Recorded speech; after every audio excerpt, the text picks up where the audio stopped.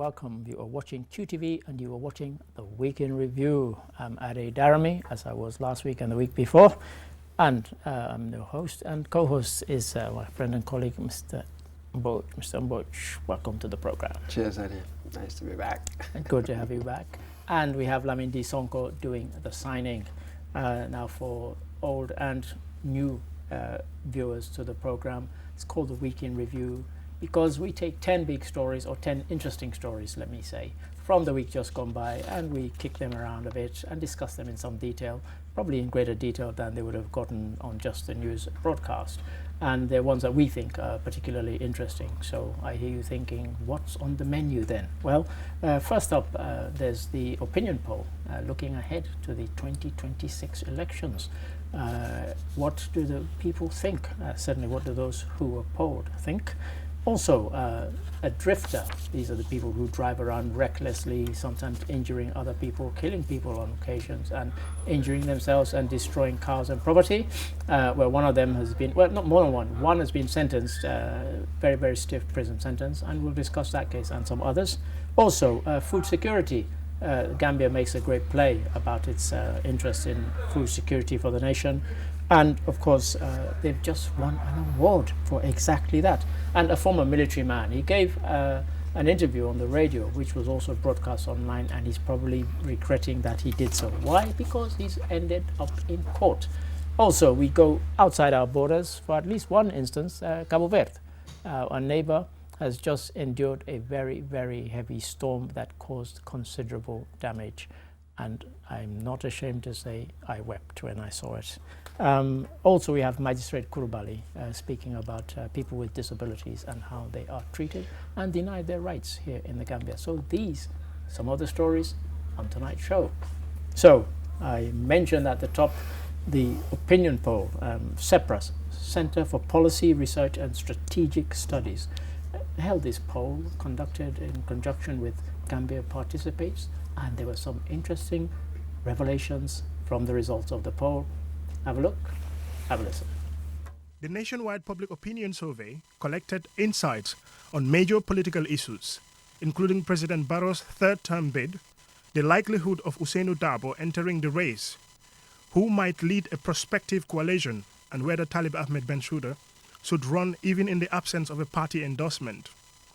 According to Gambia Participates, the opinion poll covered all 53 electoral constituencies in the country, capturing the views of 1,556 individuals, age 18 and above. The overall results from the opinion poll indicate that a majority of respondents, 55%, do not believe President Barrow should contest for a third term in the 2026 presidential election. This suggests a prevailing sentiment against extending his tenure beyond the current constitutional period.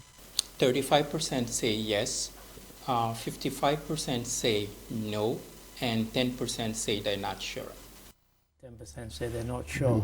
There were lots of not sures dotted throughout the opinion poll, Mr. Mboch, but this is one that certainly got people talking. Even before I came into the studio, I went online and people were still discussing it. It has certainly prompted some debate, hasn't it?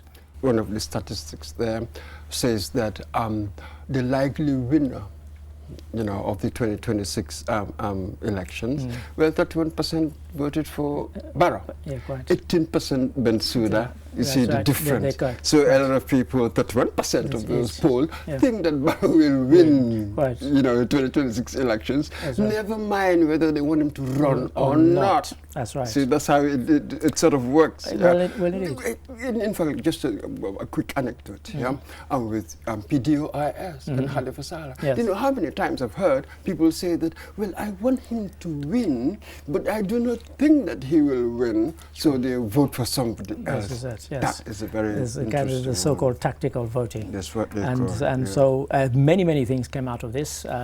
There was talk about, and questions certainly about coalitions. Should there be a coalition? And a coalition of whom? Because, of course, this country is not long away from having had a coalition that deposed an authoritarian figure. And so now this kind of coalition thing is stuck in our heads. And so that came up. Would a coalition work? Would a coalition unseat the incumbent and so on? Absolutely. But it seems like that will be a crucial factor matter. Yes, so they really got opinion on 4 areas. So first, when the public views on the incumbent eligibility and all of this is what we were discussing earlier, and the question will be, why is it that they don't want him to run?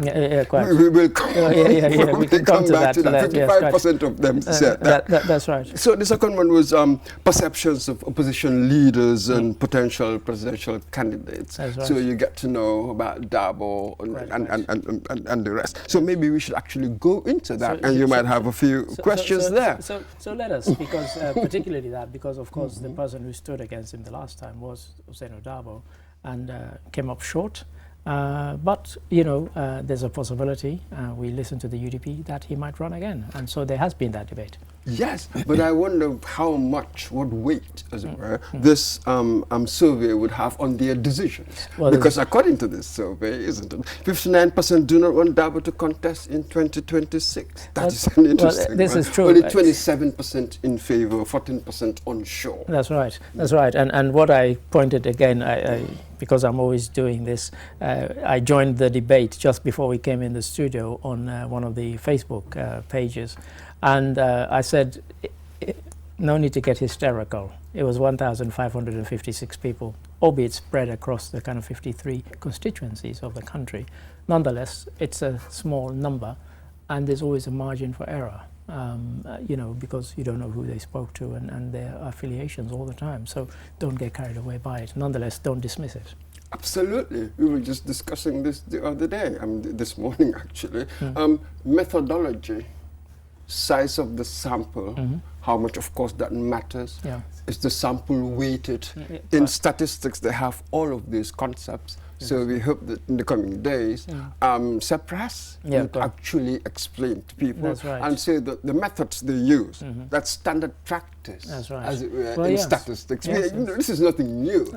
We have polling sort of like companies, as it were, all over the world. They're doing polls all over the world. It's not an exact science. It's like weather forecasting.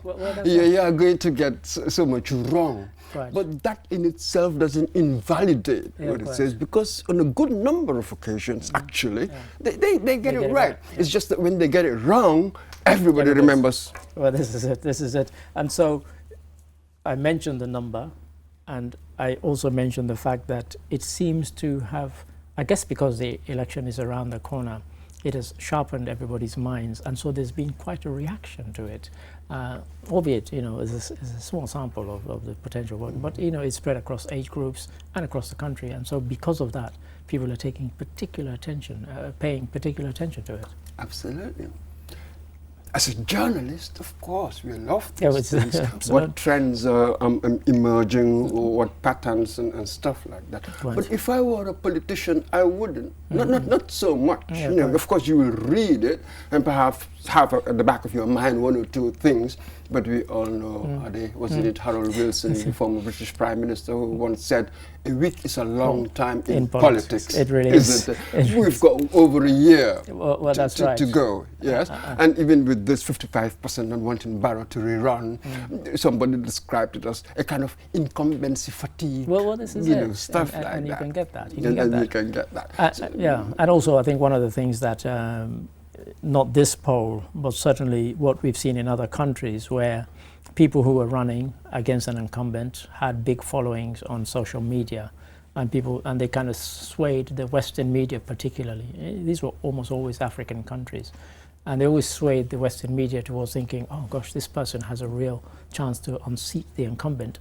Of course, they never seem to bother to disaggregate that following. How many of them live in the country? How many of them are of a voting age? All these sorts of things matter. It didn't, of course, it wouldn't impact this because this was done within the country. But nonetheless, it has stimulated debate. And as you said, you know, a week is a long time in politics, and a year even longer. And to my mind, Western journalists who think like that, they forget their own history. Because in many ways, incumbency, anywhere, from the very beginning, Yeah, go you on. have a likely chance. I mean, the advantages you have Yeah, go over on. your rival. When you look at the U.S., most presidents had second terms. This is it. Absolutely. Quite, You've had quite. a few. You've had a Most few. presidents Even Trump had with an second interrupted terms. one has now You got know, a second term. interrupted, that's it. You Yeah. go to Britain and where most leaders Yes. tend to have second Second terms and when we third, you know. apply it in that Yeah, way. of course. So this is it. The advantages of incumbency. That's what it is. Gambia, we are not sort of like a unique situation. quite. Not So at all. that sort of thing. So this is really. So any final what is- thoughts before we move on to our maybe next one? Final thoughts would be sort of overall implications. So It yes. seems as if both Barrow and Darboe facing some kind of resistance they shouldn't contest, Quite. isn't it? Well, this- 55%, well, that's 59%, and other people don't want that. That's right. What does that mean? Does it open the space up for a newcomer? Well, this is it. And usually within their own parties, does somebody see this as an opportunity to say, look, this poll shows that you shouldn't be running. Maybe I should. And, you know, and that tends to happen in these situations. You famously or infamously remember Margaret Thatcher. You know, how many elections she won? 3. And they still kicked her out, her own party, when they felt that opinion polls were going against her. You know, so... For some reason, I don't see that happening here Yeah, quite. because of the political operators I see Indeed. operating out there. Quite. Secondly, Talib Bensouda is an interesting one there. Well, indeed. Emerging as a strong contender. Quite. as And you it do were. wonder why they threw his name into the pot. I I guess I know why. Yes. Because there'd been murmurings that he should run. And the support, Yeah, you know, quite. according to this survey, right. anyway, it was cross-party Yeah, quite. support. That's very interesting. And a coalition. That's The right. idea of coalition politics. Quite. It seems as if a high number of the people polled Favor. saying that if you have Talib, Yes. you have Essa Essa Faal, Faal. you have Mama Kande, they have an opportunity to defeat the incumbent. I That's think that was very interesting That as was well. an interesting one. Thank you. We've probably spent 3 stories worth of time on this one, but I think it was worth it. Absolutely, yeah. Absolutely. Thank you for that. And story number 2, a very different story. I mentioned a drifter.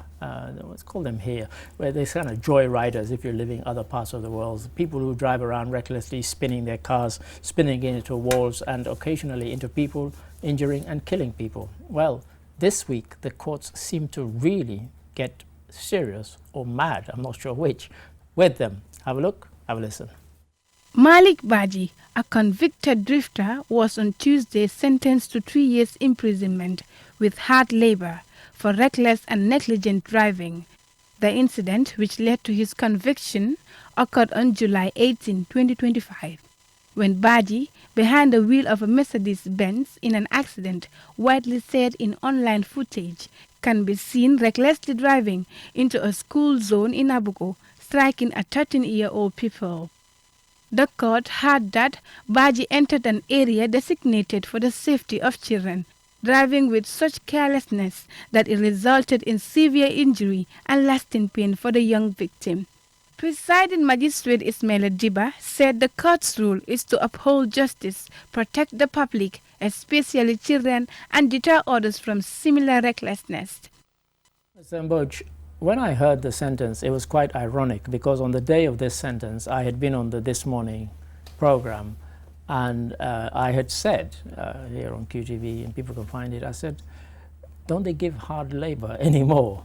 I said, because that's the sentence that it should be handed down. And then later in the day, we got the verdict, and that was the verdict. But the thing that intrigued me was that previously, we'd had similar incidents, and all they got was a fine.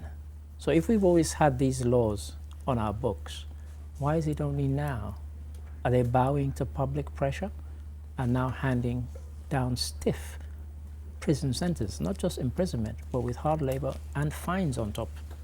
Public policy sentencing. It's- They always really had the discretion. Yeah. You will be Yeah, surprised. yeah. We will be surprised, some of us, that the judges, magistrates, whatever, they really have some discretion, as it were, Yeah. in how they do these things.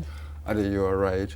joyriding. Yeah, I mean, this sort of behavior, we've seen it all over the world. Indeed. I mean, for God's sake, Yeah. you know, in Britain, we've sort of seen this for a very long time, all over the place. Yeah. So, what do you do about it?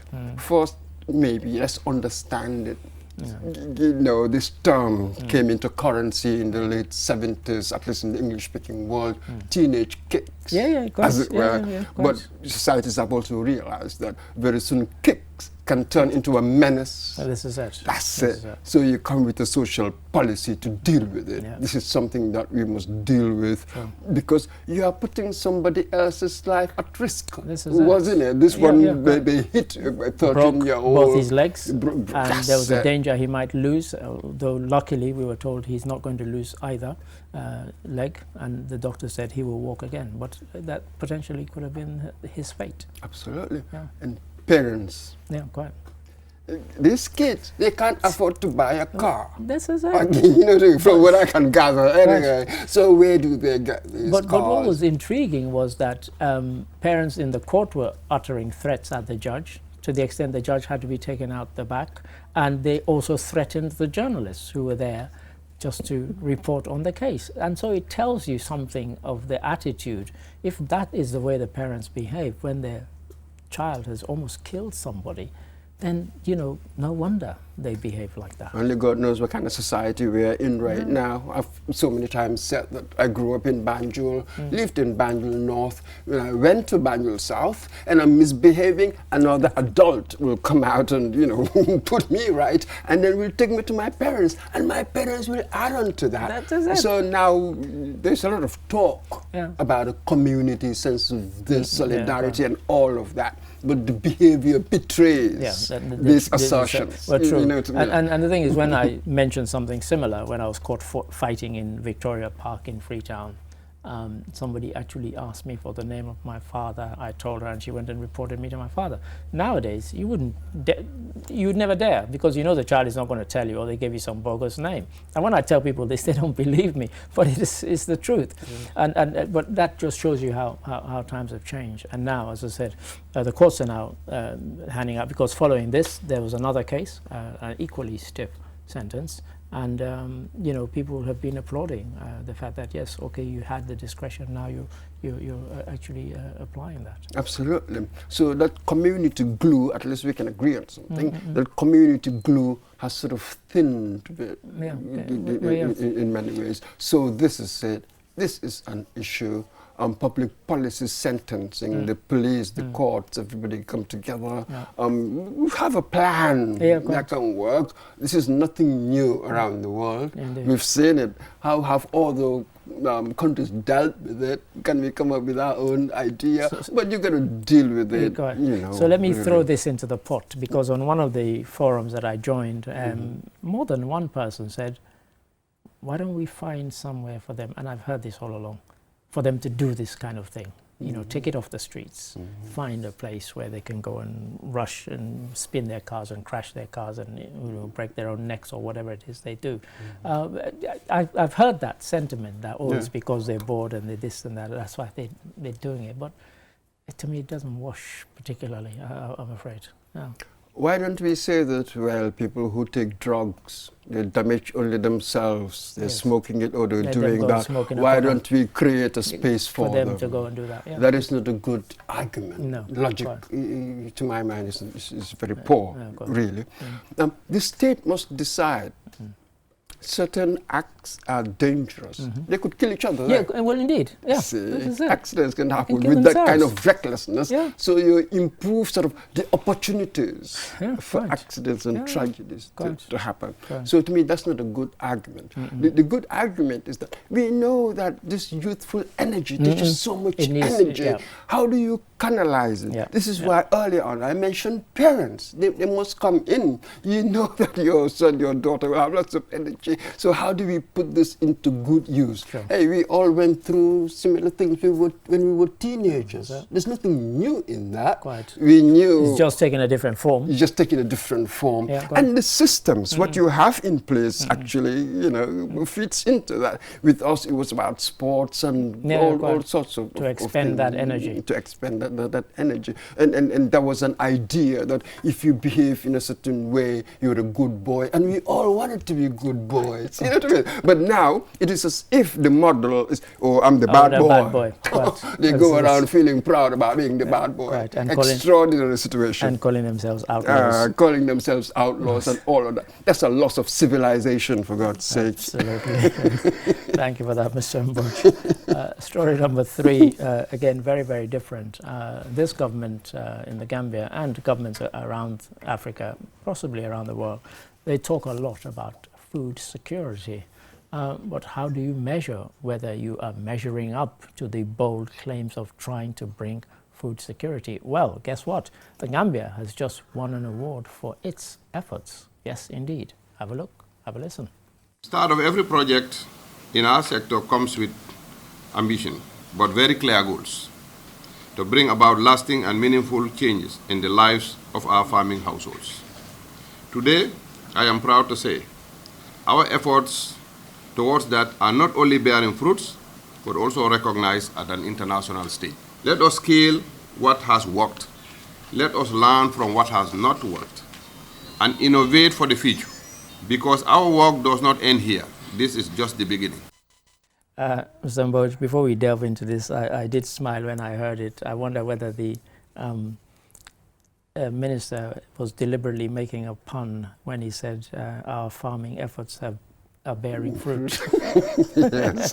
But I love that. But food security, as I said, a much talked about thing, and then people, how do you measure it?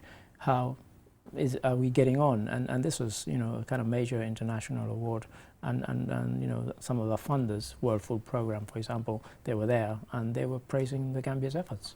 I read somewhere that rice yields sort of increase. Fruit, if you like. Production income, school meals. Yeah, yes, this is what I read, because once I saw that, you go and dig for the evidence. What's going on. Yeah. And this is what really African Development Bank, this is what they've said. That's right. But we all know, well, for instance, 185,000 beneficiaries, that's right. Over 220,000 smallholder farmers. That's right. And then there's a kind of feeding program for schools that's linked to this one as well. Yeah. Absolutely. But this is one particular project. Indeed. Indeed. It's finite. Well, this is it. What is the sustainable? I was going to come to that, because for me, we talk about something like this and we praise them, yes. But you and I know that even our staple food, well, not even, especially our staple food is heavily imported, not grown. But as rice yield is increasing, or not quickly enough to kind of make up so that we can stop the imports anytime soon. It must be part of a broader strategy, hasn't it, really? Indeed. That we want to wean ourselves, if you like, off the importation, well, that's right. that sort of thing. Yeah. So this is it. Yes, the ADB has often given you this accolade. Yeah. So we must say congratulations. And he does say it's only the beginning. So let's hope. One must say that. Yeah, but you also want to remind them that what remains to be done far outstrips what has been achieved. That is it. That is the key. And that is the key. Absolutely. Thank you for that.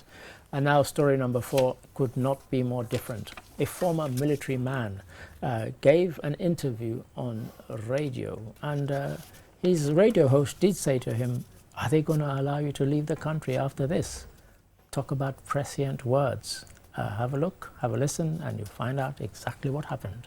In his interview with Peter Gomez, Mr. Sanyang alleged that 2021 presidential election was rigged and that non-Gambians were issued voter cards to influence the results. President Adam Barrow garnered 53% of votes in the election. Although the September 2023 Sukuta Jabang traffic light shooting, which left 2 police officers dead and 1 injured, is currently in court, Mr. Sanyang alleged that the state was behind the shooting.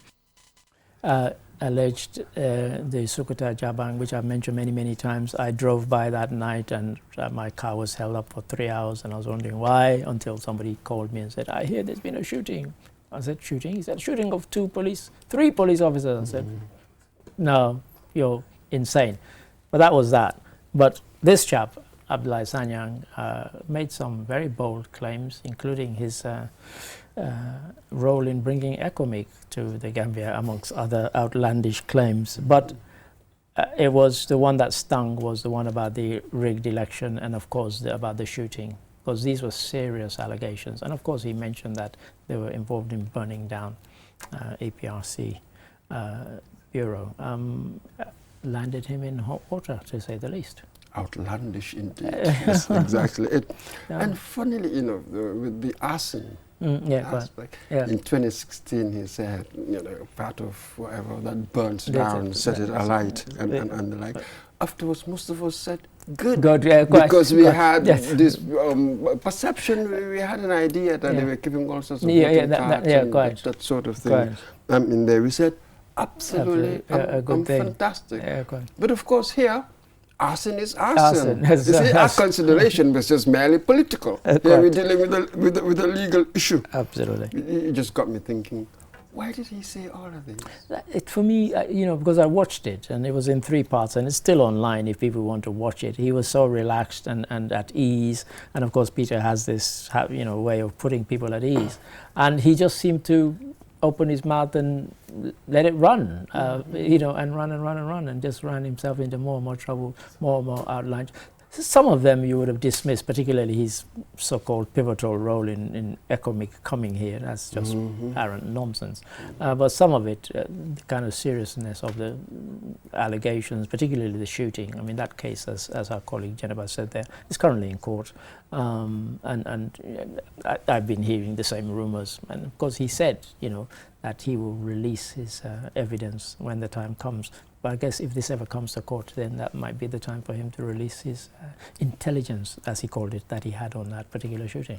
Absolutely. Didn't he call it the whole thing clandestine court? Something like that. That's right. So, yes, people don't really mind, whistleblowers, if you like, as long as it is true. That's it. You know what I mean? As long as it is true. Do you have the evidence, to back up whatever you're saying? Go right ahead. So now we'll be able to test, as it were, everything is said. And then I hope in the end we wouldn't sort of decide that maybe there are a few loose screws in this I suspect that might be. But he was actually asked that question directly on the somebody, whilst the show was on, sent a message to Peter and said, can you ask him this question? And he said, are you mentally okay? And the guy said, I have all my, he said, I have a 6th sense. He said, never mind 5. He said, and they're all intact. Absolutely. Well, thank you. It would have been interesting to know exactly what the 6th sense is. Well, he said it was something to do about military preparedness. Oh, that's a 6th sense? That's what he alleged. That's what he said it was. I swear. That tells you I did watch the whole interview. You did. But thank you for that so much. And story number 5, which will also take us to the midway point in terms of stories. Very different one again. What's it called? The Tokyo International Conference on African Development, TICAD, as everybody's called it.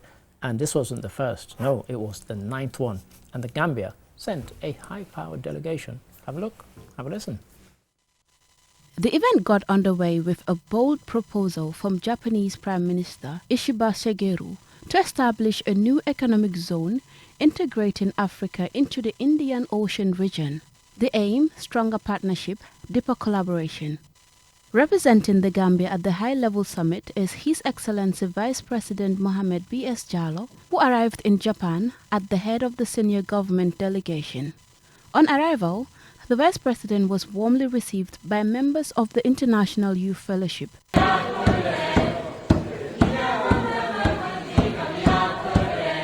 On the sidelines of the summit, the Gambia's Minister of Foreign Affairs, Honorable Serine Modunjai, held talks with his Japanese counterpart, Minister Iyawa Takeshi. The two ministers reaffirmed strong bilateral ties, shared democratic values, and a joint commitment to international cooperation. Japan pledged continued support for the Gambia's food security through agricultural equipment and assistance, as well as aid for digitalizing education and introducing Japanese food preservation technology. Our colleague Yafatu Gay there. Mr. Mboch, I watched this and I followed the whole, is from the 20th, 21st and the 22nd.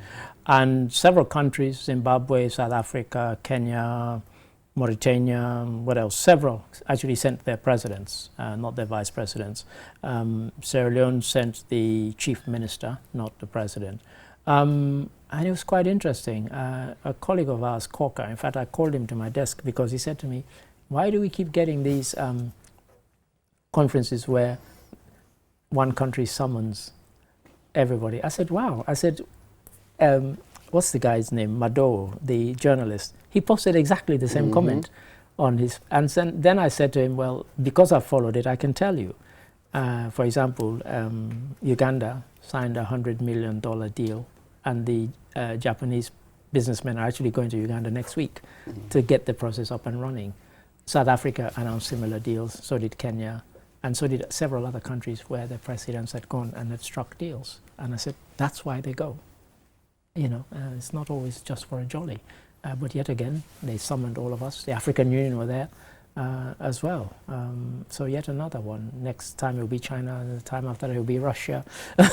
and we're always dashing there. Why don't we invite these people to our countries individually and say, you know, we're having an expo in Gambia. Come and see what you can invest in the Gambia. We don't have the clout. This is it. All of these things is summitteering. That's what we call it these days. It's a measure of your relative strength geopolitically. Yeah, sure. So fine, if you want to stay home, don't go. Yeah, quite. But again, there's so much that you need. You're not generating much within your country. You know, so in many ways, you're sort of forced by circumstances in many ways to sort of diversify. Yeah, well, this is it. I mean, I was quite interested in the Gambia, Japan one, because when you look at the kind of the press release that came out of it when the foreign minister, and you know, Japan said, look, you know, we've had decades of food preservation, and we've perfected techniques to kind of world-class basis. We can bring some of those techniques to the Gambia. And we can show you. They said also in the terms of delivering digital education, you know, we're kind of world leaders in that. We can bring those to. So there are benefits that arise from these that, you know, they're not always obvious. But the thing about clout, that's unmistakable. That is the reason why they can say, come, and you come. If you don't, then you miss out. That's the key. This is the 9th. The 9th. From what I've read, this is the 9th summit. This is it, and it was in Yokohama. Yes.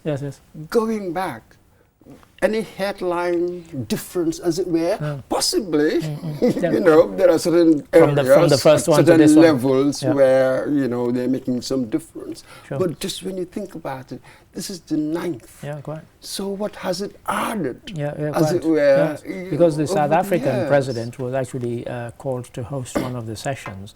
And, you know, he outlined a lot of the ones, the things that they have benefited from the first one to this one, including this one where they went home with deals, he claimed, of, you know, several $100 million. So, yeah, but that has to be the measure of it, you know. Do you just turn up, or do you turn up and is there something measurable that people can say, yes, this is what we achieved? Because on the Gambia page, they had, you know, Japanese things, you know, that they had, you know, through JICA, the Japanese sort of international aid agency equivalent, and things that they had done here in the Gambia.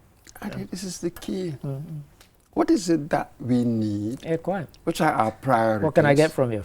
Quite. What are they willing to give? This is it. You know, they also have their priorities and stuff. They've identified areas that they want to cooperate in. What are they willing to give? Sure. And when I'm given these resources, money, whatever, personnel training, whatever, do I use these things prudently? Yes, so there are many aspects to this. Yeah, sure. I may get one aspect right, you know what I mean, reasonably right or two, but if it doesn't add up, I'm not going to see the outcomes. There's just so much we need to do. And all of these cemeteering, God, whose turn would it be next? It's spinning. I know, probably Russia after the peace with Ukraine is signed. But you'll probably have new ones. Russia, they've had their few. They've had theirs, and all of them, the EU, the US, they've all had their summits with us. Yes, as you said, who's next? But thank you for that, Mr. Burge. And that takes us to the break. And after this break, join us when we will have 5 more stories. So do not go away. Join us after the break. Q Money and Orange Money has just made money transfer easier. Now you can send money from Gambia to Senegal directly from your Q Money wallet. So what are you waiting for? Get your Q Money account now and start sending money to your friends and families through Orange Money in Senegal now. For more information, call our customer care on 133. Q Money, Sunu Kalpe. Terms and conditions apply.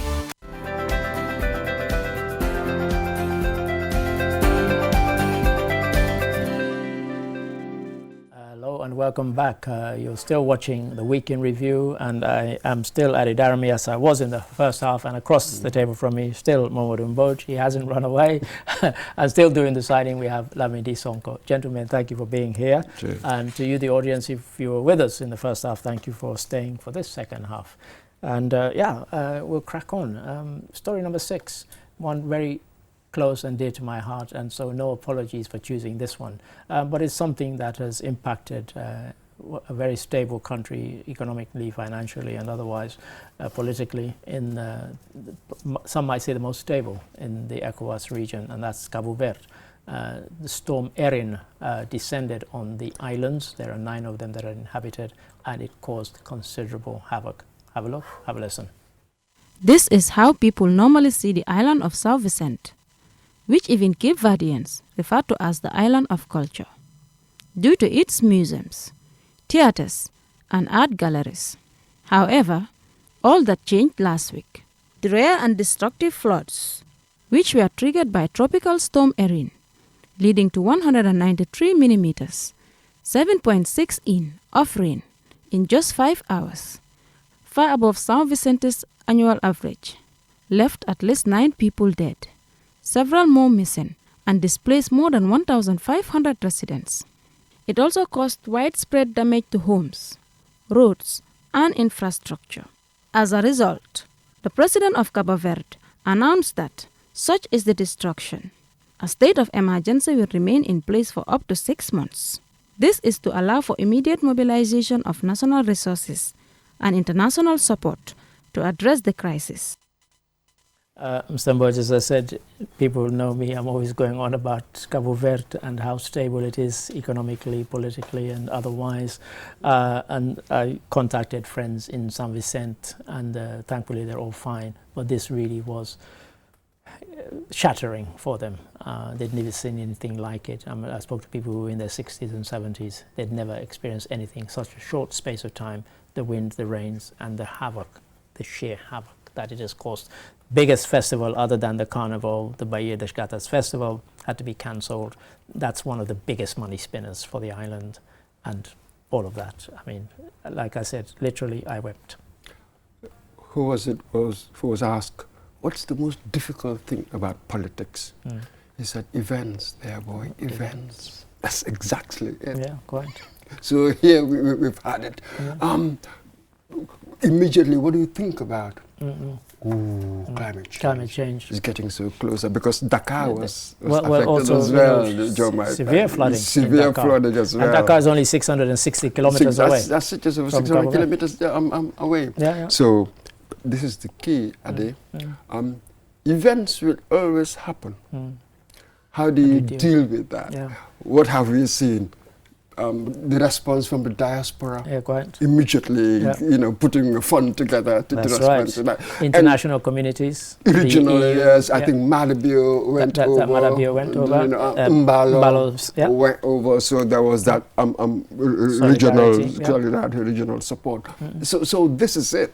You know what I mean? When you're in politics, especially in our time, when climate change now, I don't think generations in the past had to deal deal with quite. climate change the way that we're doing right now. Quite. So this is so unfortunate. Really. 9 dead, possibly Possibly more because so a lot many are missing, Yeah, quite. and all of Yeah, that.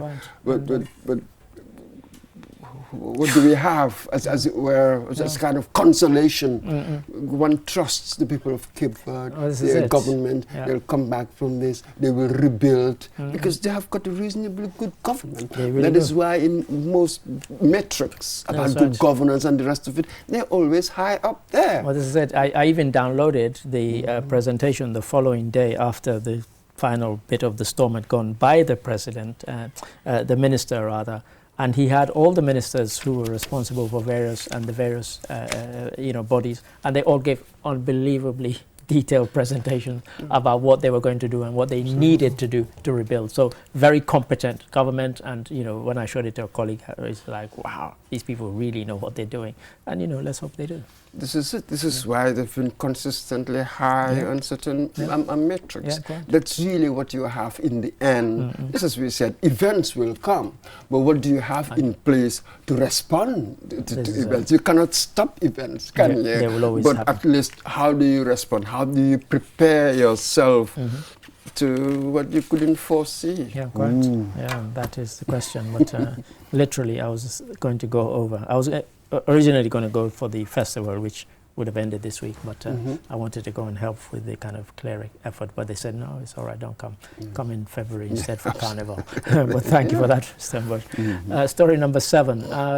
Magistrate Kurbali, Mohammed Kurbali, he's a friend of QTV's. He's been on QTVQ radio over the years since I've been here in the Gambia, and always advocating for the rights of people with disabilities. And we engaged him this week on QTV, and he had a lot to say, including some of what you're about to hear. Have a look and have a listen. Persons with disabilities are judged on the basis of their disabilities, that they are incapable, that they are unable, that they do not fit to live in society. That was Mohammed Kurbali, Principal Magistrate of the Banjul Court and Chairman of the Gambia Federation of the Disabled, expressing the voices and perspectives of persons with disabilities in the Gambia. Mohammed Kurbali, it was our court reporter, Nicholas Bass, who suggested, I've spoken to magistrate and he'd be really keen to engage QTV specifically on the rights of people with disabilities. And I don't know how many times I've mentioned this, in Africa, in West Africa, not just in the Gambia, you see somebody and people already have kind of a picture in their minds, and they treat people that way, in a way that the West has kind of learned not to do. But we're still fighting it, as we heard from Magistrate Kurbali. We pity them. Yeah. And that's not what you want to do. It's not that. Just as the magistrate said in the interview, disability doesn't mean inability. Indeed. Isn't it? Right. And let's look at the numbers, actually. We said, in our report, 10% of the population are sort of disabled in one form or another, one way or another, mental, sensory, or physical, that sort of thing. That's right. But what do we mean by that? What are the numbers? Should I say that our population is 2.4? 10% of 2.4, 240,000. Quite. That's a lot. That's something that we must do about that. And that is true. The discrimination is across the board. It really is. Be it in education, social settings, as they call it, access to all sorts of things, buildings, transport. It's all over the place. Really, we just disregard the disabled. Because we have public and then we feel bodies. sorry for them. And then we are also used to, culturally, giving money, being paternalistic. Yeah, that's it. But it's a conventional view. We've seen people who are blind who are ministers. We've seen all sorts all around the world. That's right. So how do you counter this conventional view against what I might call the modern view? And that's exactly what it is. You have conventional views on things, but there's a more nuanced now, modern view, which wants to marry the modern concepts, leave the age into which you've arrived. What are the ideas combined with what people have said in the past? but I'm not living in the past. I'm living in the present. Correct. So it's just an idea that we must drive off court. Yes, is it? Literally, kick it into touch. Kick it into touch. Thank you for that. Thank you. And story number 8, our colleague Aliou Cisse is in Nairobi, or he was in Nairobi earlier in the week, and there was dialogue about putting men at the heart of gender equality. What does he mean by that? This might give you an inkling. Have a listen. Social norms are one of the levers for change that have the most potential, but unsurprisingly, it is also one of the most difficult to shift. These unwritten rules shape who we, meaning our communities, societies, and even families, think belongs to leadership. They influence who has access to resources, time, and networks. They sadly also fuel violence and harness against women in politics, driving many out of public life.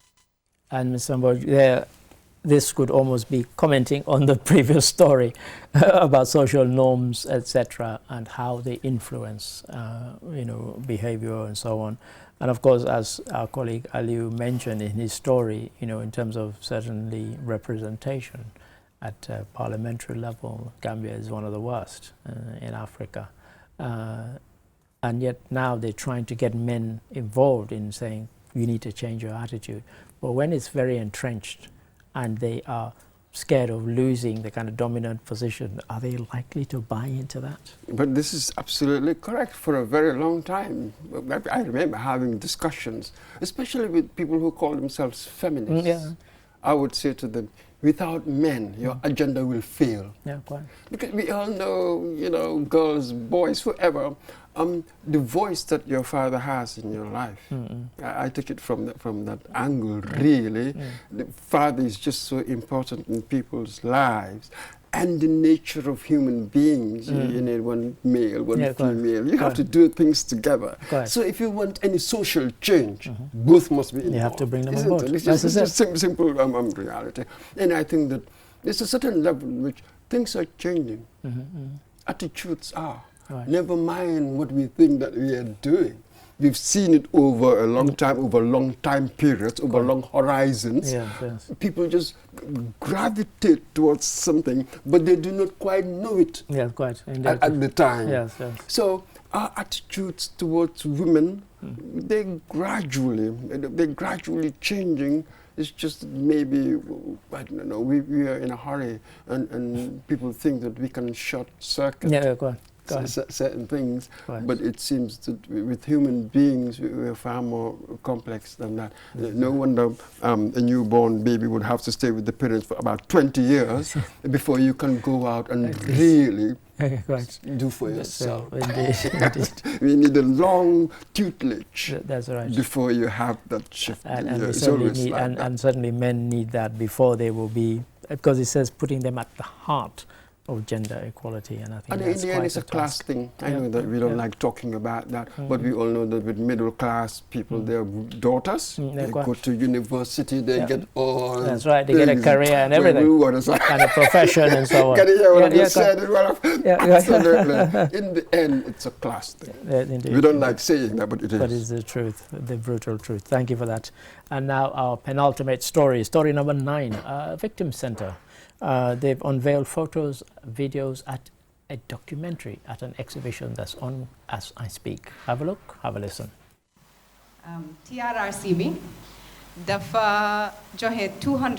TRRC issued 263 recommendations, including reparations, memorialization, prosecutions, and institutional reforms within the police, SIS, and the judiciary.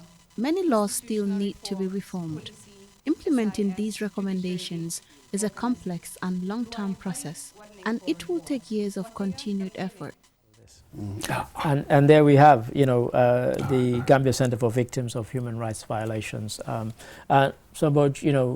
we are in a kind of a time and period when, Michael Sang Korea has just faced a very, very stiff sentence. Let's go straight to the heart of it. And it's about not allowing people to forget. That's what this exhibition is. And his sentencing coming in the same week as the exhibition, you know, in terms of he was convicted, but now, you know, on the 22nd, we got the sentence, 67 plus years in prison in Denver, Colorado. That tells you why exhibitions like this matter and why they should carry on. It's a powerful, poignant juxtaposition. It really is. Isn't it? It really Extraordinary stuff. Here, it's more of a cultural event. Yeah. You know, our politicians, the white paper, you know, the political processes are one thing. Right. But here, the idea of remembrance and education, that's a slightly different process, as it were. Right. So, as a community, as Gambians, how do we digest? Yeah, go ahead. You know what has happened. So, here, this exhibition, as it were, is well. Look at the evidence. Yeah, well, this is it. Part of it. Is How do you see it? We keep saying never again, which I prefer to modify a bit. You can never guarantee never again. We've been saying it since the Second World War, but maybe not in my lifetime. To reduce it to that level. That's right. Not in our lifetime. At least in generation, you would try to stave it off as much as possible. You know what I mean? That's really what you can do. What is it that I can do today? This is where it is. Powerful, poignant. There you have justice. Yes, not on my watch, as it Not were. on my watch. Yeah, so with Michael Correa, quite. That's justice. You know, it's justice, yes. And quite interesting, I said to you earlier, it seems as if with most of these people implicated in our various reports, you're safer in this country than outside. People outside are being prosecuted and being locked up. This is it. People inside, people have possibly committed far worse. And they're roaming around. We've heard amongst us. We've had Mofa, they take on these names, unbelievable. They're roaming free. Extraordinary situation. The irony is. You have people like Correa being sentenced, by law being prosecuted. Sonko, they're gone. Quite extraordinary. So if people get a chance, the exhibition by the Gambia Center for Victims of Human Rights Violations, and it's an exhibition of photographs and also a documentary, well worth seeing if you can. Now, final story, commemorating, you wouldn't think World Mosquito Day. No, they're not celebrating it, they're just commemorating it for a very good reason. First was 1897. Have a look, have a listen. World Mosquito Day is mainly observed by health organizations, research institutes, and malaria eradication campaigns to raise awareness about mosquito-borne diseases such as malaria, dengue, Zika, yellow fever, and chikungunya, which still impact millions of people worldwide. The day also promotes prevention efforts including mosquito control, use of bed nets, vaccines, and public health campaigns, while recognizing scientific progress in combating these diseases and encouraging continued research. We have to thank Sir Ronald Ross, who at the age of, I think he was 40, when he came upon what he called this monstrous malady, which was a kind of very nice alliteration with malaria. Malaria, this monstrous malady. And he was the one who found out that it was the female Anopheles that carried it to human beings, and that's why we commemorate the day. And I did say to my colleagues, it's not celebrate the day, it's commemorate the day. And it is, of course, for us still something that, you know, very much prevalent, even though we're getting better at tackling it. Absolutely. Apparently, the burden has dropped since the 1990s. Yeah, but very interesting here, isn't it? Obviously, the detrimental aspects, everybody knows that. But wasn't a mosquito really an ally during colonialism? Some people had even said that should be our symbol because it killed so many colonialists and it made them not settle in certain areas, didn't it? They called Sierra Leone the white man's graveyard for that reason. That sort of thing, yes. And one of the honors in the way that the British give OBEs, we have the Order of the Mosquito for that very reason, because the Europeans were not able to settle in Sierra Leone because they were dying so much from malaria, and they kind of left it to the Africans, and we thank them for it. And that's why we have the Order of the Mosquito, because you're absolutely right. So even though it's a much maligned creature, we have a lot to thank it for. But this one, particularly Yes. with malaria and so on, and as we said, very much a case of something that we're now dealing with better and better.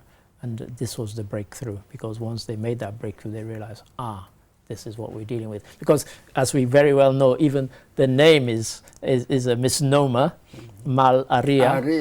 Bad air. Italian, yes. Because they thought it was the air that people were breathing that was Absolutely, causing yes. this illness and they've never changed it, even though we know that that's not what it was. But, as you say, so the mosquito is not all bad, really. So perhaps we shouldn't just commemorate, but who knows, even celebrate. Absolutely, but that only tells you that malaria stuff only tells you that knowledge keeps on growing. Indeed. It never comes fully formed. Sure. That's really what we need to do.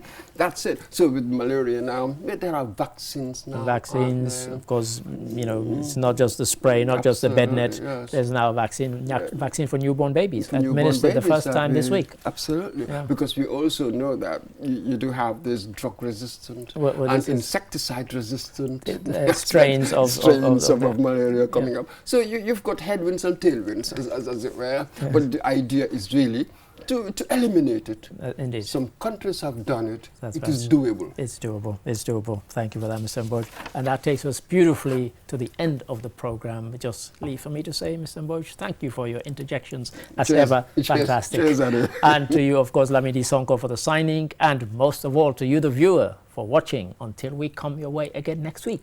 Goodbye.